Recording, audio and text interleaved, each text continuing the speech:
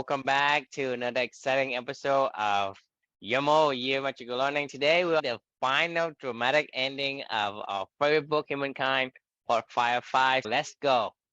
Yeah, I'm pumped. We're on the final leg here. Ironically, this one's really all about you a little bit. So yeah, kind of. Not you personally, but the idea of you. Just a quick recap of the book. If this is the first time you're tuning in for this particular part 5 of the series. Humankind is a book about, it's subtitled A Hopeful History. It's kind of looking at humanity through the lens, the countercultural lens paradigm of, instead of, if you peel back the layers of society and culture and all that other stuff, if you really got to the core of humanity, is it by nature evil and, dog eat dog and all about like kill or be killed kind of thing? Or is it more kind, loving, hopeful, and collaborative together? So this particular book takes the perspective of the latter. Yeah, it takes a really kind of countercultural take on the book, or on just what we are at our core. Really great book. Really enjoyed it. Obviously wrote a part 5 reflection on it. This last one is the dramatic conclusion. And Can't wait.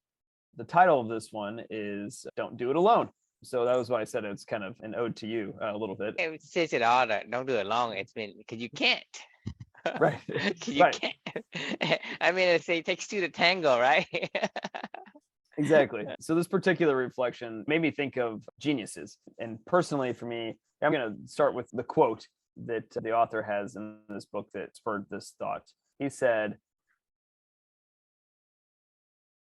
evolutionarily speaking, being kind and copying one another scales, but being a genius does not. A genius may have one friend that they can teach and share their genius with. A person who is agreeable, kind, caring, and mirroring of their social circle will have 10 friends. Which one spreads faster, right? And it was that particular comment that that I immediately just resonated with me, and it was kind of like one of those, well duh, no shit, like that makes so much sense. Like, when I think of like geniuses of like Elon Musk, people that we call geniuses, right? Einstein, Mozart, Van Gogh, Steve Jobs, these guys that are eccentric, that do things radically different, that have bold ideas and bold takes on life. And not that you can't and not be a genius, but like these guys that we hold up to this threshold of what we deem a genius in society, they're kind of like almost like a circus freak a little bit, like, people are like, man, look at that. That's incredible what that person's able to do. But really, when I look at them, and I know that you and I have talked about this before in the past, but I just kind of feel sorry for them. They're just very lonely. Like Tiger Woods, he's just a lonely guy. I was watching Novak Djokovic as Roger Federer was playing his final match, and he was just stone cold, no emotion. I almost feel bad for the guy. It's like you're watching something really beautiful happen, and you can't ever just be in the moment and be a human. I get it. His genius that comes out onto the tennis court is brilliant to watch, and I'm sure, he really puts everything into it, his heart and soul into it, but it's just sad to watch. There is another side of humanity. I personally feel that most people that say they want to be a genius, they don't know what they're talking about, because I don't think they want that life. I don't think they want the life of Tiger Woods where he eats, sleeps, and breathes, Tom Brady, whatever. I don't think they want that kind of a life. Honestly, when you really boil it down to the core, it might seem great from the outsider perspective, but it's not. And as I kept writing on this one, it's, genius is not replicatable. It just isn't, but kindness is. So that's why I feel like geniuses stand out, because it's so different than the average human being, and it's kind of almost like a little bit of a circus sideshow to go look at. Our culture tells us that Elon Musk is the guy that we want to strive to be.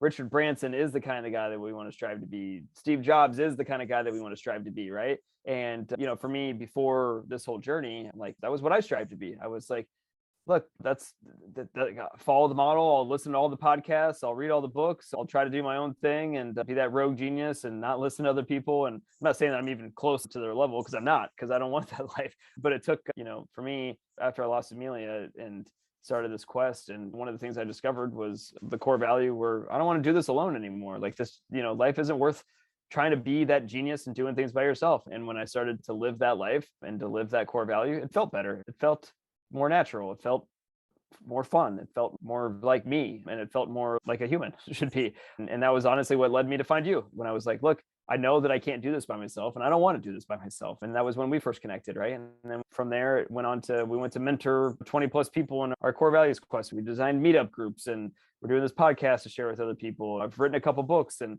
So I was really hoping Snow would be here today, because this is really all about doing this with people that you like to do this stuff with. That's really what life's all about, and striving to never do alone is something that why I just took this new job that I just started today, my first day of this new job, right? Because I want to help other people, and I want to give back, and I want to coach and mentor and be a part of people's lives. I don't want to be the top producing sales rep or something like that. That's just like the lone wolf that nobody can understand how he does what he does. I just want to be there to help people and grow with them in their careers and see where life takes them. That's what's really important to me. So I'll kind of pause there. That's the final reflection of Humankind, of don't do it alone.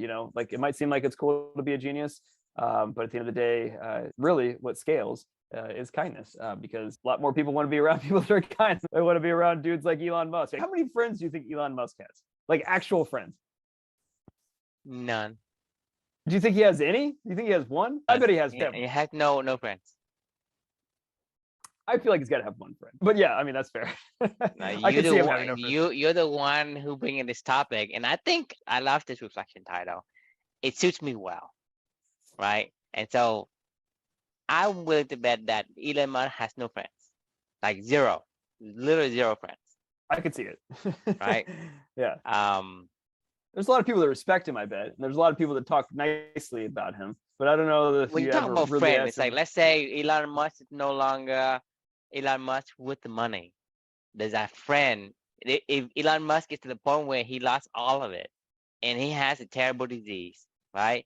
And he can't do anything else except for being alive, right? Is this guy, a friend, still there to help him up, like you did for your friend when he has his addiction problem? Yeah, that's a friend.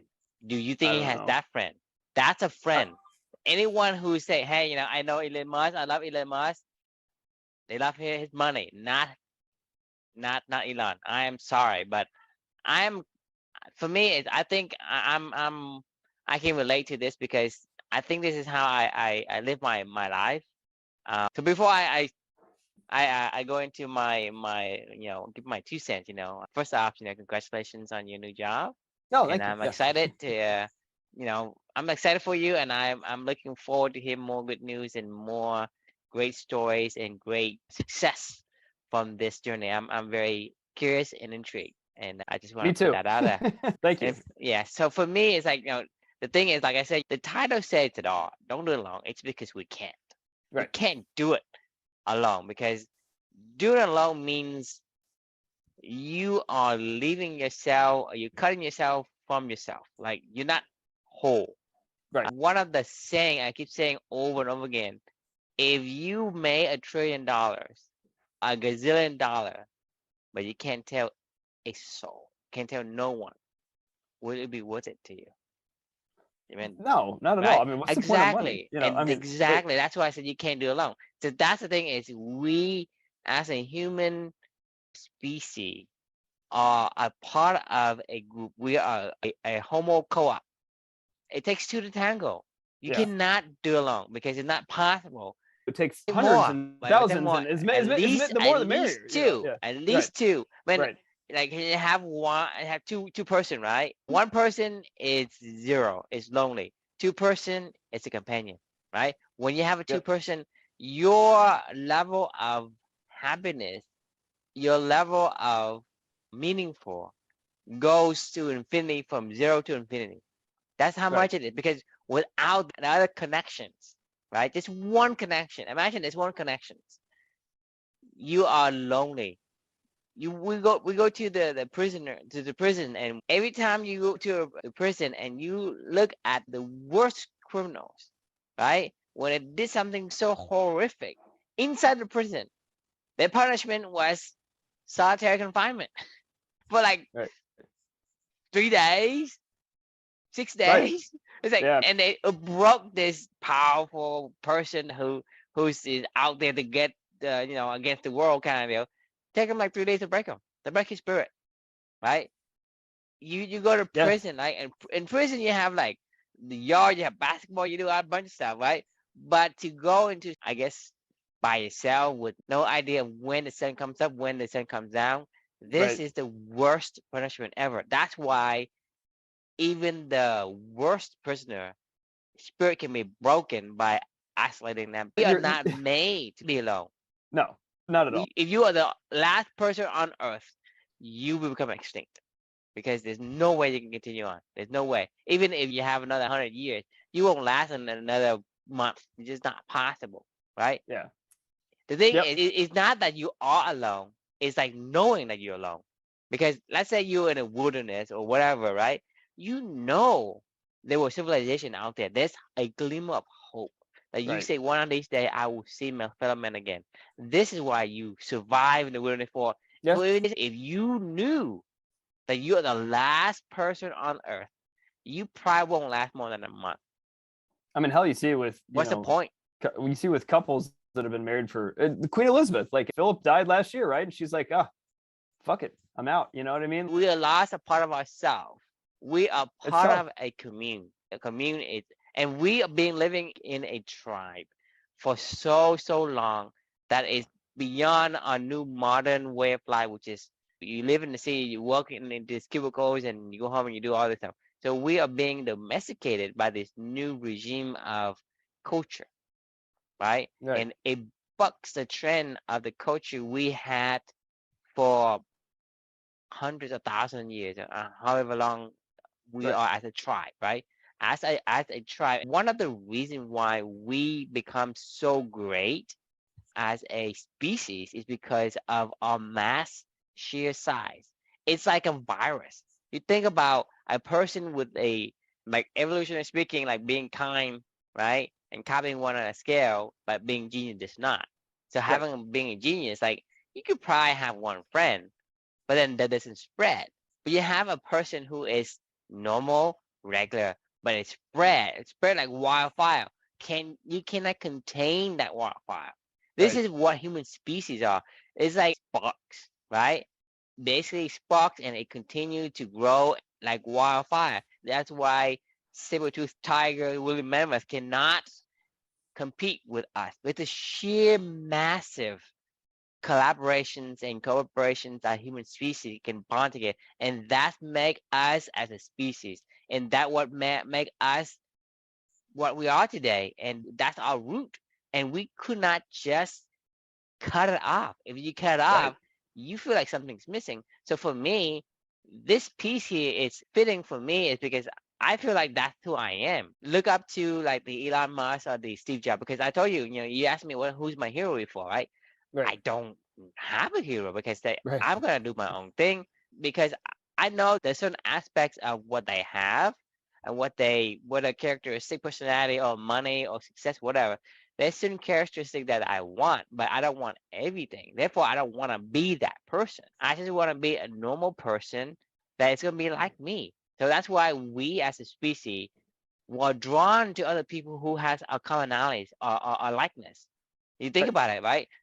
That's just why mirroring works so well. It's like, if you smile, I smile because we have something in common. We are even more altruistic to the commonalities of the people we have. Like people say, there's like black versus white, and no, it's not like that. It's because you live in a society that's predominantly white. And yes, you're gonna oppress the people who are different from you. But imagine you going to Africa or going to another country, like an Asian country, where you are the minority. Yes, you will get oppressed because it's our trait to bond together on our commonalities and Right. trying to defend that way of living. This is why war happens, is because you create this misunderstanding by somebody who had some kind of traumatic debt. Then they use that debt to manipulate other people to thinking they did something good.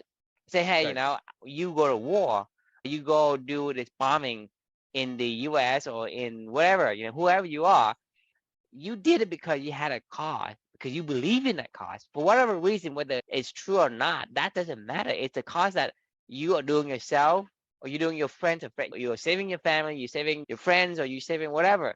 There is a cause that somebody sold you that story. That's why you did it. You didn't do it for, hey, I do it because it's the right human thing to do. No, you did because of the guy that you connected to, the guy that you said, hey, you're my friend since childhood.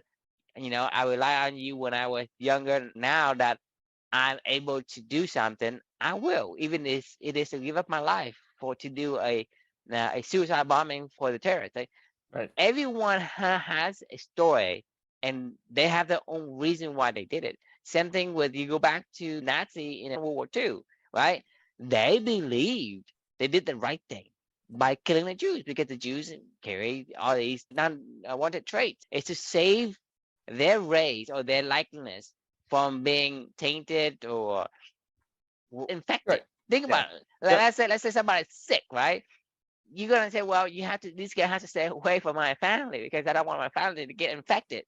Right. So that's the thing is we as a species, whether it's right or wrong, we are part of a community. We are part of a tribe, and that is in our history. That's in our roots that cannot be changed so easily.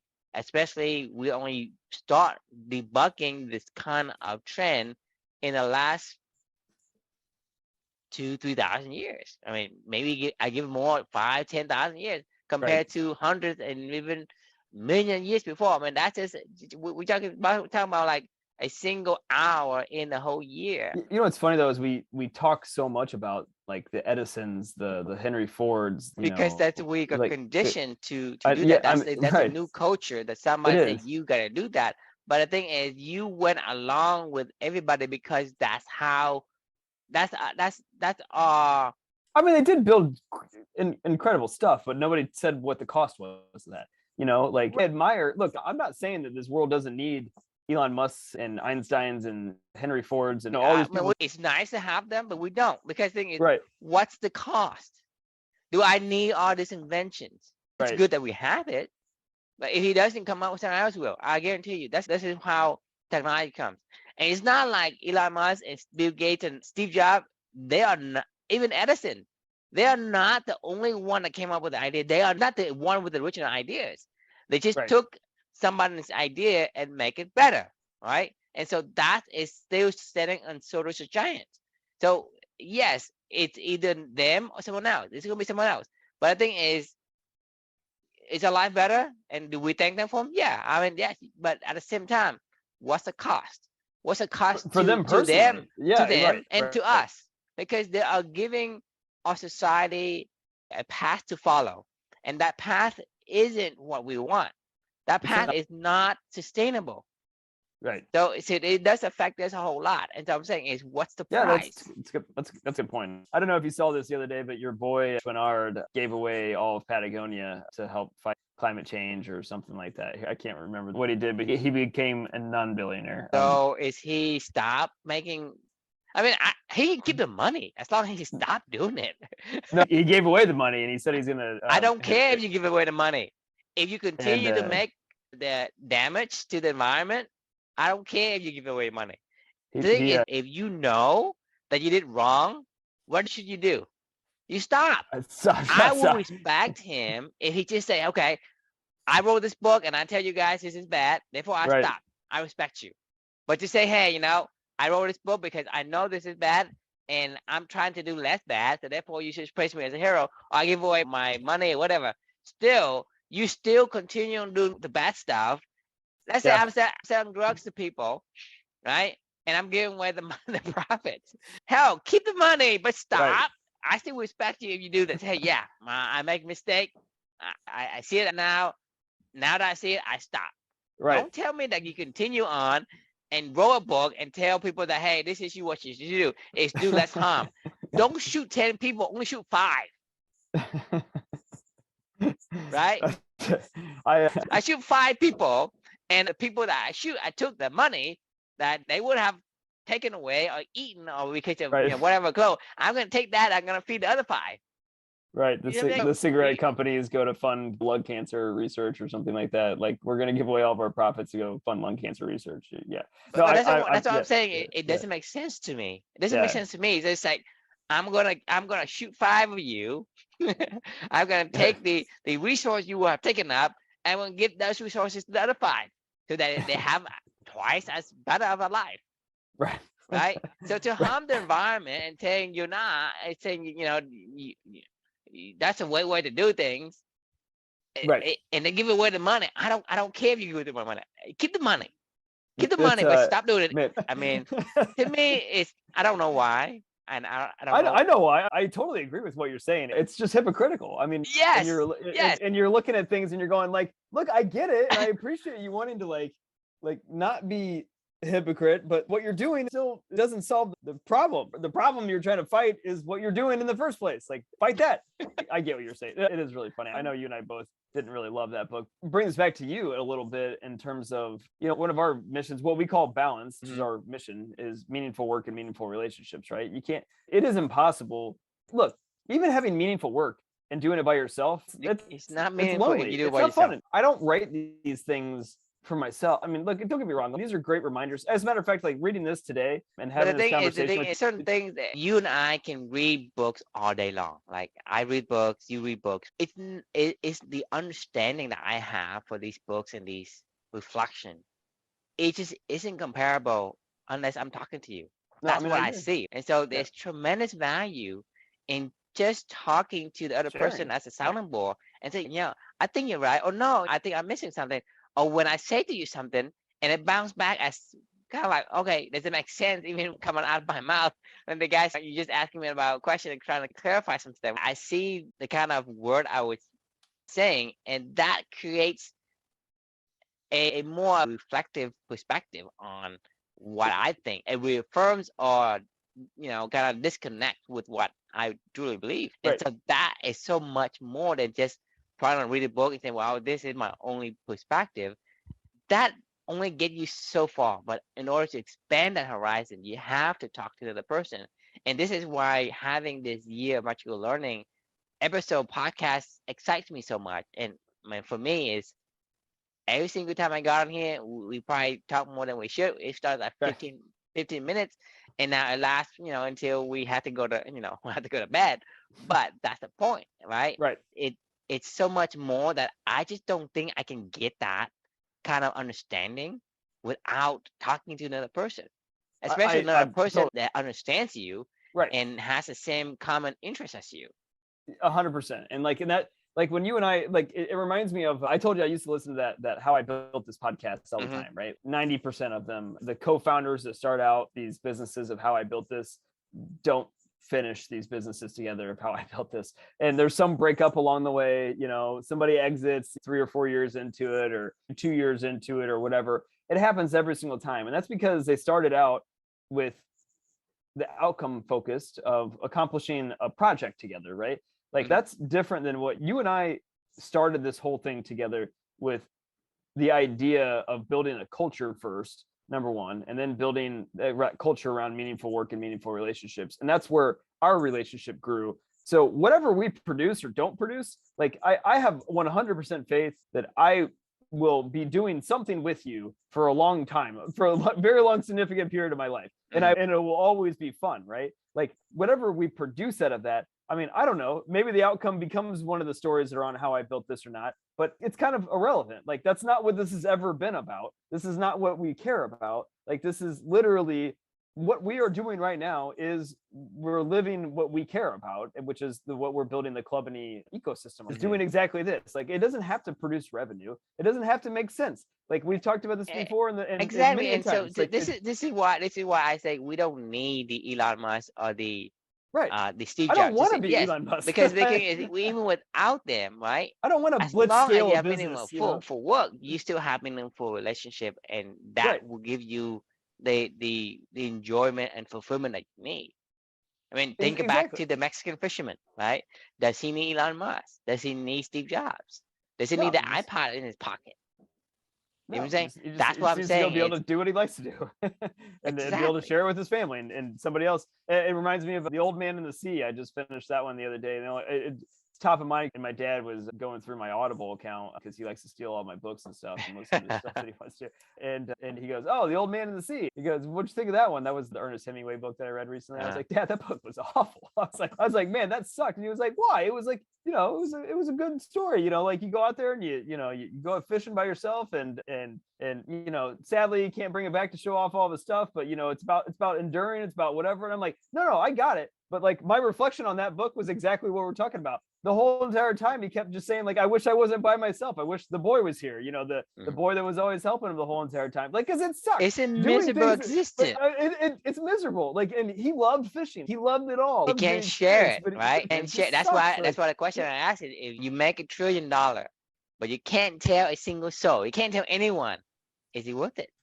No, I mean, what is $1 trillion? A bunch of paper. Who gives a shit? Who cares You're about making paper? 6 figure. I want to make 6 figure, Right. make 7 figures, cares? whatever it is. If you were able to make 6 figure, you can't tell anyone. Is it worth it? I mean, It's not like you're helping anyone. You're just making money. no, I mean, Is it worth it?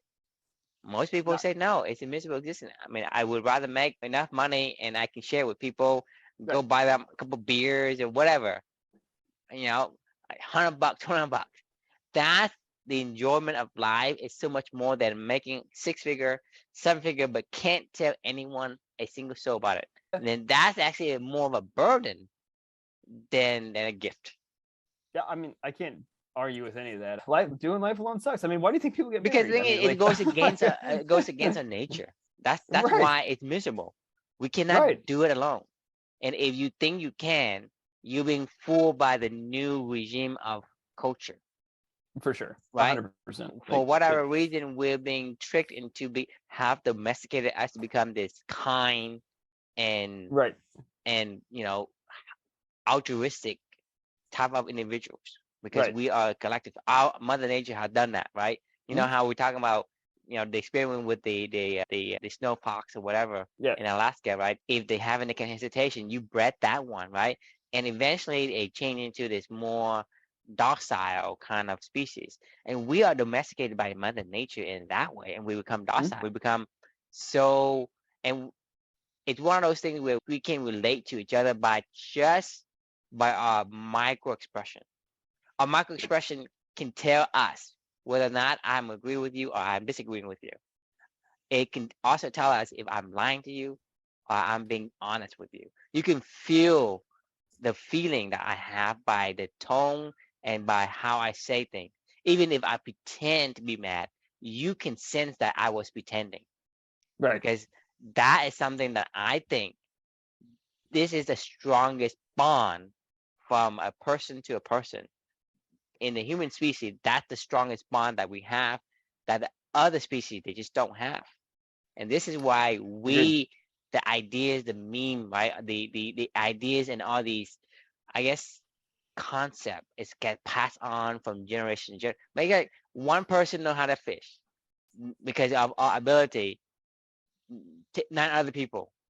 It would Yeah, take a week, 2 weeks, even a year if they couldn't fit if too complex. But all 10 we know how to fish. All 10 we know how to fish.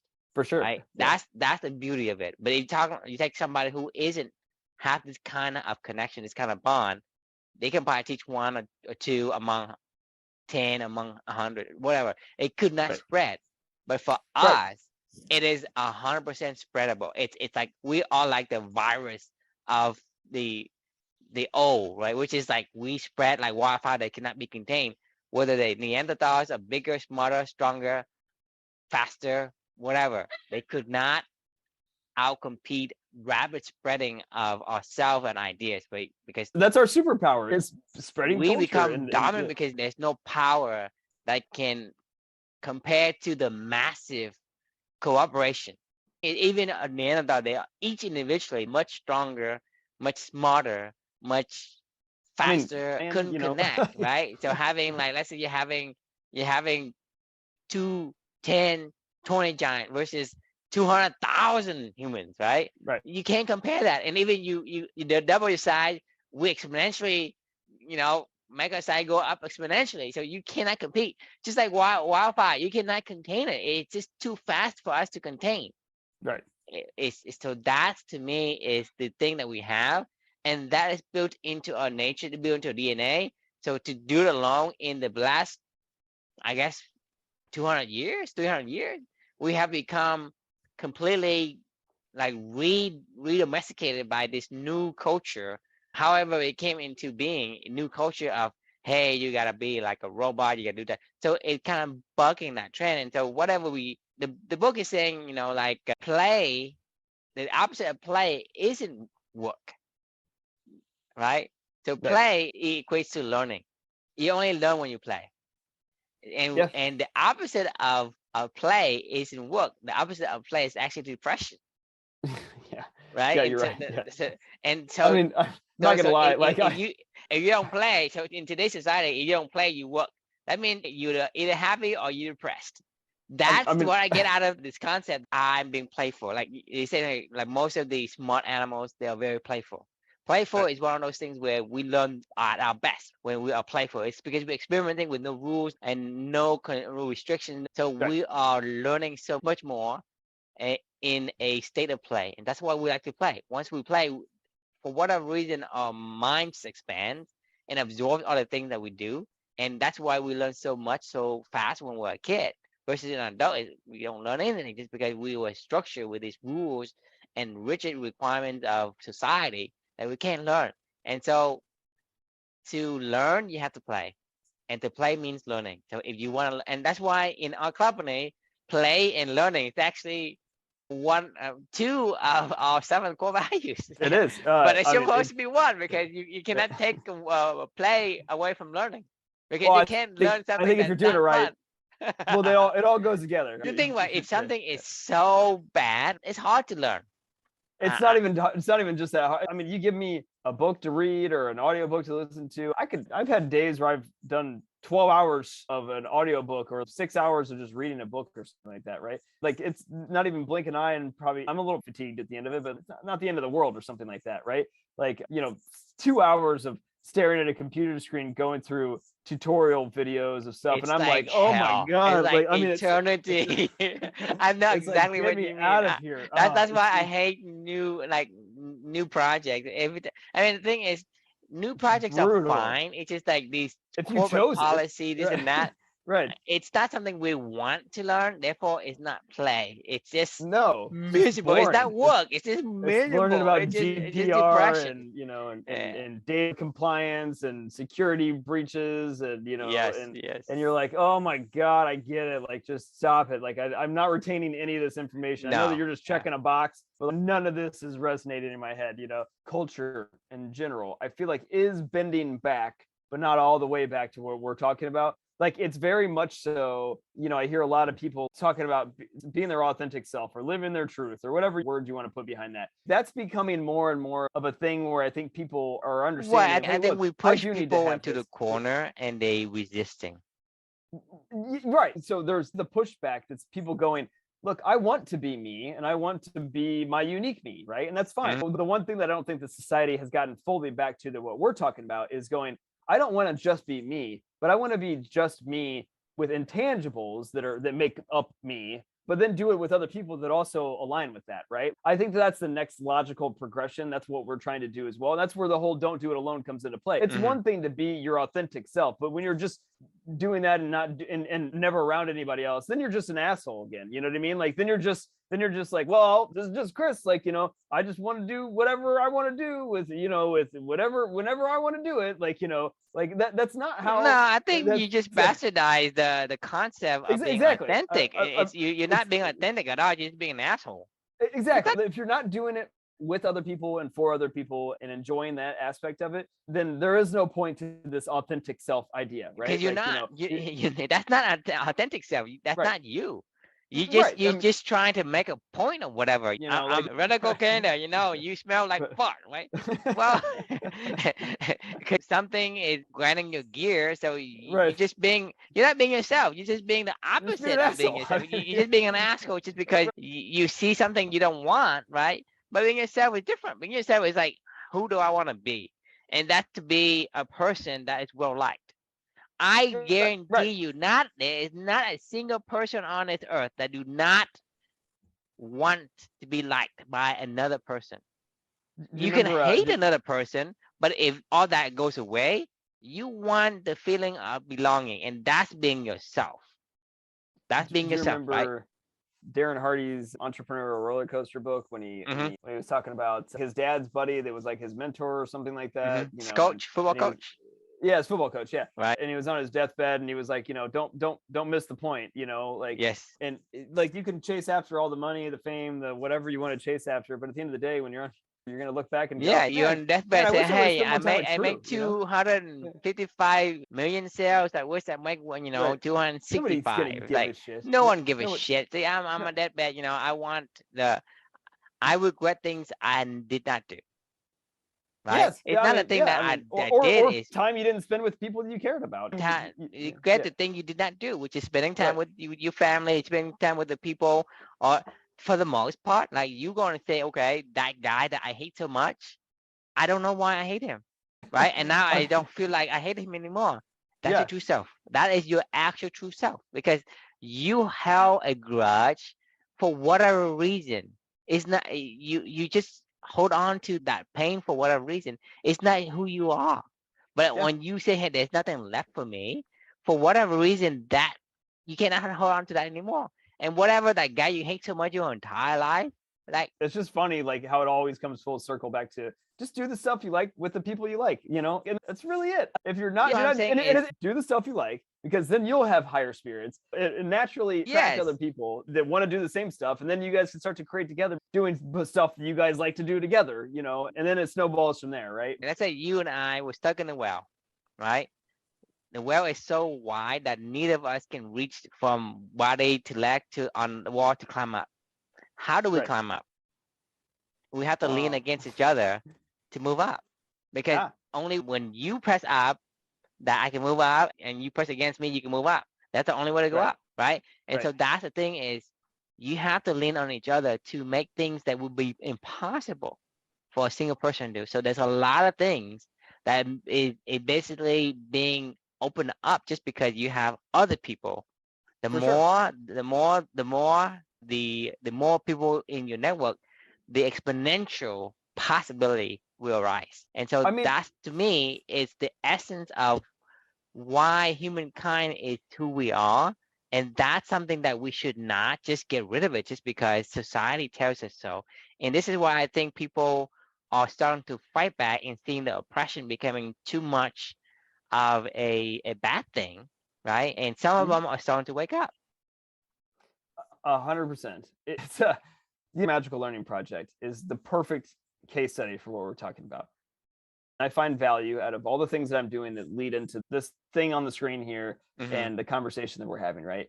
But I can guarantee you, without a doubt, if I didn't have you and Amelia or anybody else to do this for and to do this with, Hmm. like I would have stopped a long time ago. Like, I mean, Yeah, there's many a times that I wake up and I'm like, oh God, I just don't want to do this today. And then I go, you know what? No, like I like this conversation that we have, and I like spending the time with my daughter, and I like doing all these other things. And it's more important for me to do it not alone, and to keep pushing myself to do this stuff with you guys, and then wherever else this leads us, right? That's what keeps us going when we want to create great things together is that accountability to somebody else, right. and And that's the connection. That's meaningful relationship because, like I yeah, said, anyone who ever done anything that is so horrific, it's because they thought they did someone a favor, mhm, right?